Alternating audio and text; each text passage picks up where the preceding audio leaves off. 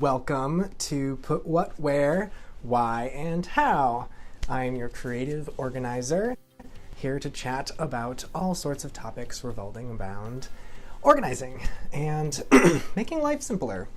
And today's topic is hoarding versus minimalism versus Obsessive-Compulsive Spartanism, which is a relatively new term for me as well. What I want to do is talk about each type first, and then I'm mostly going to focus on minimalism, and that'll all come around. So, hoarding. What is hoarding? Hoarding is a very serious mental condition. So, what it's not is a joke.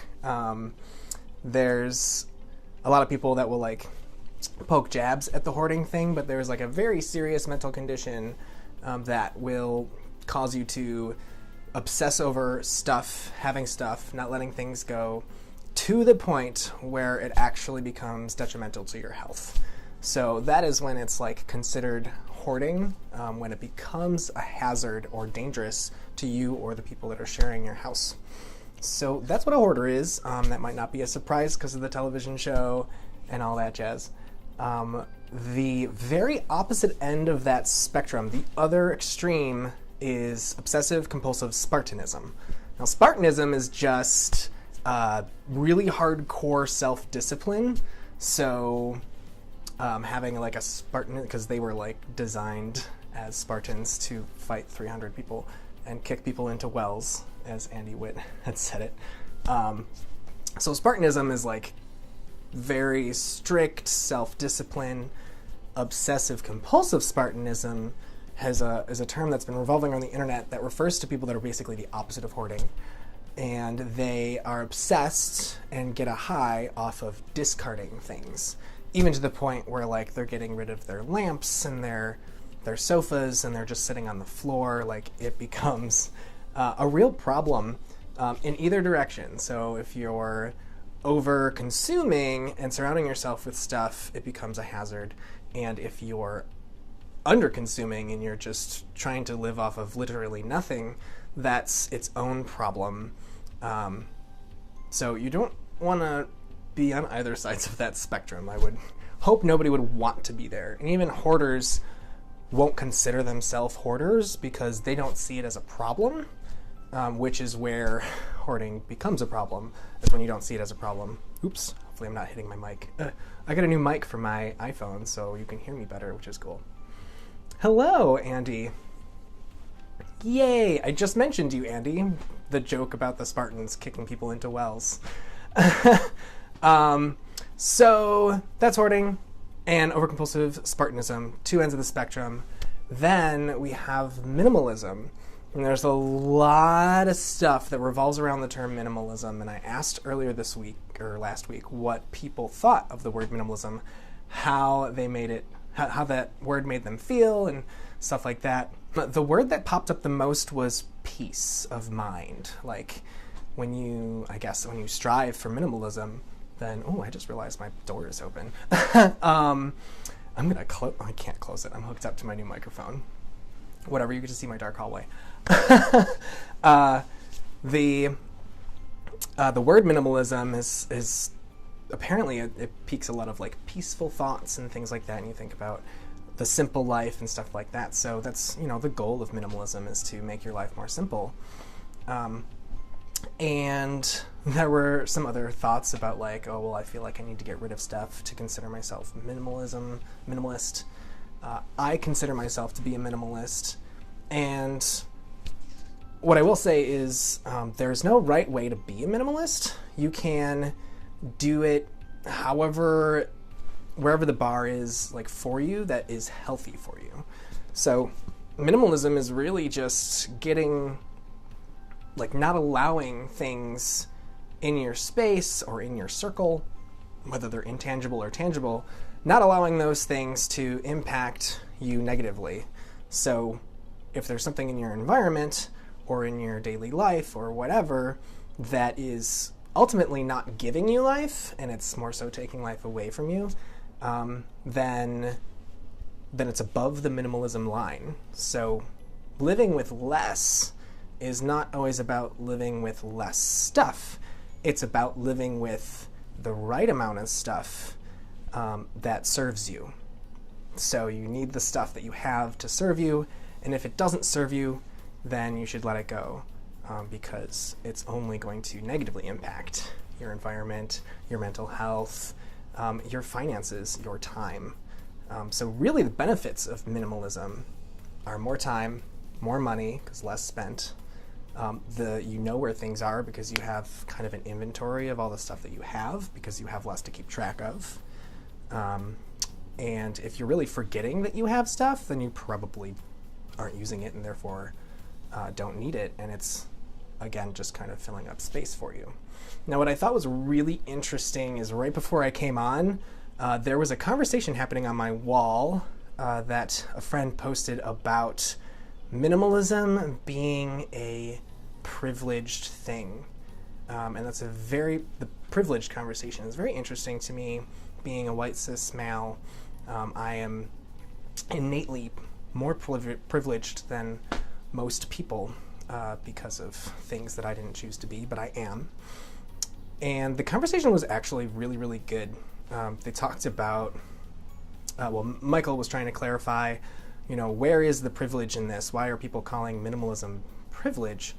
And there's a lot of things in the comments that really struck me, and I think guys might find it interesting, is one, minimalism is about, yeah, right?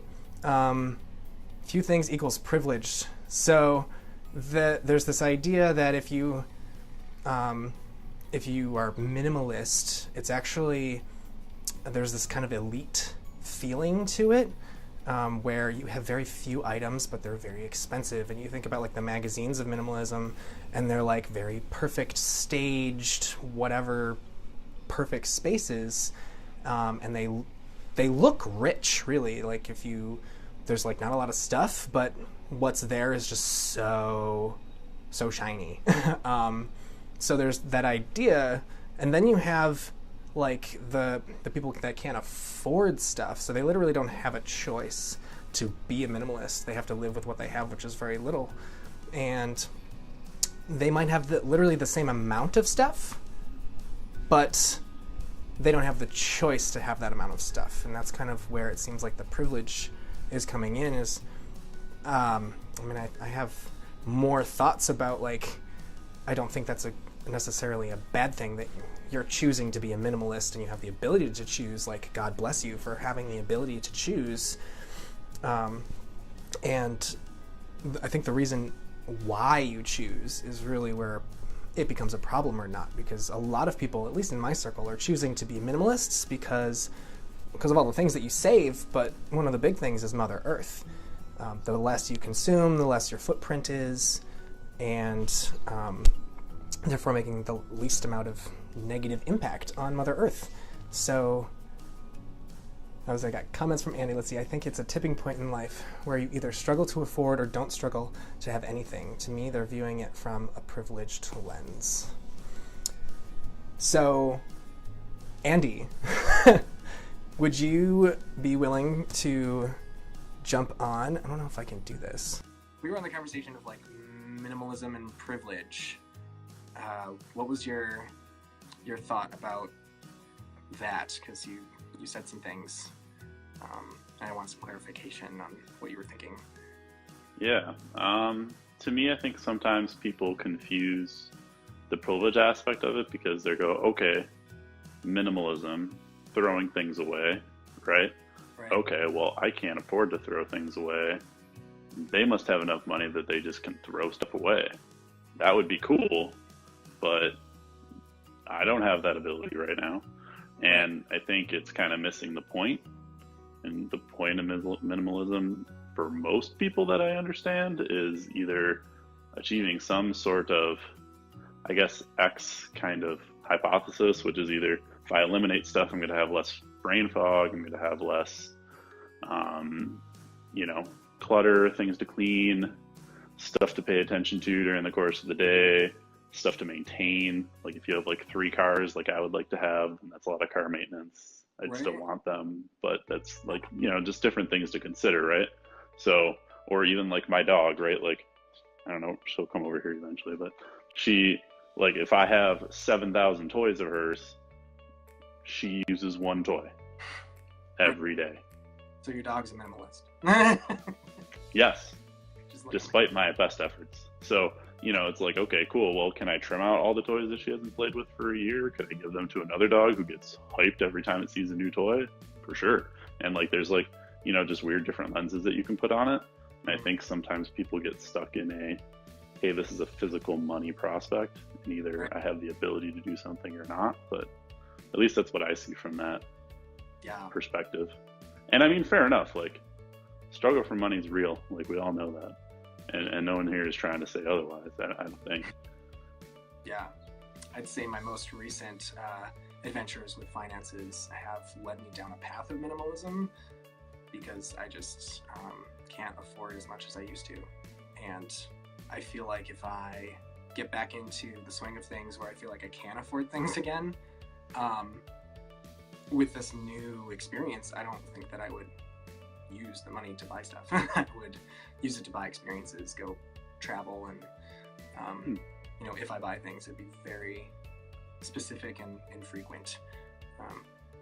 Planning on canceling my Amazon Prime membership this year because I just don't think I'll need it very much. Which is more money saved. Or you can always share it. Like, I remember when me and Jared lived together, like, I would bum off of his Amazon all the time.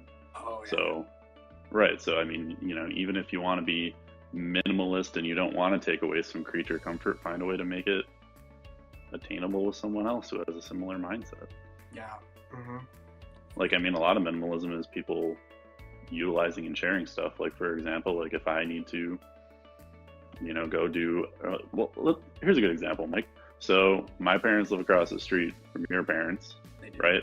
When my parents need a truck, which they almost always do because of all the stuff they're doing in the yard, my dad refuses to buy a truck. Why? Because I bought a truck. So why would he ever do that, right? So it's like conservative minimalism. If he's looking at what he's going to do with, you know, his money, he's never going to buy a truck because someone else in our family always has one, right? So like there's a ton of dimensions you can think of it in, right? I mean, obviously what you're doing is I think you're, at least primarily, have been focusing on, you know, junk. But for the most part, like, you know, I think there's a lot of dimensions. Yeah. And I think when it comes to minimalism, the question really is, what is junk? Like, what is, you know... I mean, it could be relationships, too. Exactly. And I feel the intangible stuff seems to come secondary once you've, like, if you've done the process of, like, cleaning out the physical stuff, it allows you to better work with the emotional, mental stuff. And it kind of happens during the process, too. So it's really interesting to, like, go through things and being like, why am I hanging on to this? And then it translates to, why am I hanging on to this person that is toxic? Right. Yeah, absolutely. So, yeah, I think minimalism is really a philosophy, and I don't think that there's, like, a number of things, like, I own 100 things or 30 things or whatever. I don't think there's a number. I think it's an attitude of, like, how can I reduce the amount of stuff I'm consuming, and how can I help share other people? Ooh, let's see what Mary has to say here. In what ways can minimalism being a privileged thing? Ah, yes, because the whole, like, technical difficulty, is that privileged? Yeah, so where the thought of being privileged comes in, the idea is that if you're choosing to be minimalist, then we have the ability and the privilege to get rid of stuff, where there's people that aren't privileged enough to have stuff to give out, to discard, because they just simply can't afford or can't obtain stuff to choose to be a minimalist. What I wanted to bring up about this conversation, and you really talk about this too, is I personally have a problem with people who are trying to project negative privilege onto, like, for instance, minimalism, because why are you're giving people grief for not consuming when there are plenty of rich people that choose not to be minimalist, So I'm wondering, like, is it that you're privileged because you're choosing to be minimalist? And yes, we're privileged because we have the option to choose it. But why spend the time and energy in calling out a group of people who are actually trying to reduce the amount of consumption? Like, why not everybody chose to be full of money, and be able to make a choice. That wasn't really, some people chose. Do you find that people are doing this deliberately and concisely, or that this is something that just on, side conversation just pops up every once in a while? Personally, I would say I don't think the majority of people are going around calling minimalists privileged buttholes. Right. So, yeah. Well, I guess the reason I say that is because I think a lot of people are very reactive online. Yeah. So, the online forums of, say, Facebook or Twitter or Instagram or wherever, you're going to get like from like. So it feeds into whatever, I guess, interests you have. Therefore, if I'm searching and everything I look up is, let's say the popular topic, like let's say everything's Republican that I like, or everything's Democratic that I like, then it's going to feed me more of that. And then when I see somebody like Mike on my list and he pops up with something that's different, a lot of times I'm in an already reactive mood, and then sometimes I think that can bleed into topics that have nothing to do with privilege or with your, emotional aspects or whatever. Like it could be anything, and people just get reactive about the stupidest shit because it's an echo chamber in a lot of regards, right? For sure, yeah. I've noticed a lot of that. It's hard to get in your own head, especially when the machine in front of you is tracking it. Huh. Fair enough. Cool. So I guess I just had some closing thoughts about minimalism, and then I can probably wrap up and say this was fun. Yeah. If you want, I can let you finish. I can say, though, that I went through my own, like, tiny minimalism thing a little while ago. Yeah. When I moved out, and more specifically when Jared moved out of my place afterwards. I wouldn't say I was somebody who had a ton of stuff. I just had, like, my closet is still mostly empty. A couple things, but, like, there's not that much. But I didn't have a need from either money to go necessarily up or down. I feel like I've been in a relatively, standard spot. For me, it was emotionally far more relaxing to come home to a spot that has way less clutter, way less things to clean, way less stuff to focus on. And I go, okay, cool, this is everything I need. Thought process is on that done. I can focus on things that are actually important instead of being like, oh, I have like 50 video games over there I never played. I have like all those books that I never really read, or that I read half of, and kind of feel guilty about not reading, or whatever. So, for a lot of people, they're thinking that, oh, maybe it is money, or maybe it is, I don't know, maybe even image, right? Like some people want to maybe make their place look like some Zen Buddhist, monastery or something, right? Yeah. But for a lot of people, it's just their own clarity. Right. At least that, for me. Peace and clarity too, so that makes sense. Right. But yeah, I'll let you finish out. That was fun. I hope to do more of that.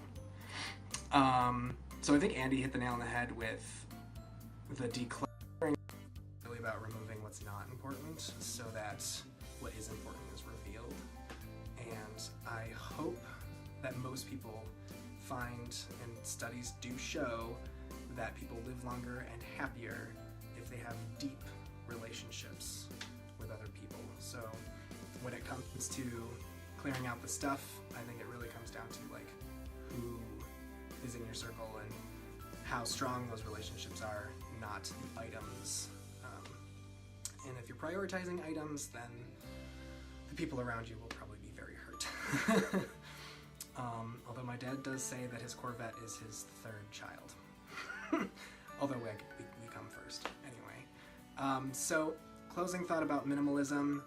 I do believe that everyone should strive for minimalism, but not in the conventional sense of I need to live with one lamp, a bed, and a toothbrush. Like, not everybody needs to live out of a backpack, but I do believe that everyone can benefit from removing the stuff that they don't need or want. Like, you literally don't need or want them. So you're being a minimalist in a way of just taking the time to clear out the path and to what your truest self is. Because when the stuff in your space reflect who you are, then you begin to reach your potential. So, if you have any questions about minimalism, I think this is very interesting. I'm really glad that topic about privilege came up, because that's just very fascinating to me, the different perspectives of living a little with less. Thank you, Andy Witt, for coming on, and cheers to next week, which the topic will be the most common unmanageable tangibles and how to begin managing them. I love you all, and I will see you next week. Peace out, Girl Scouts.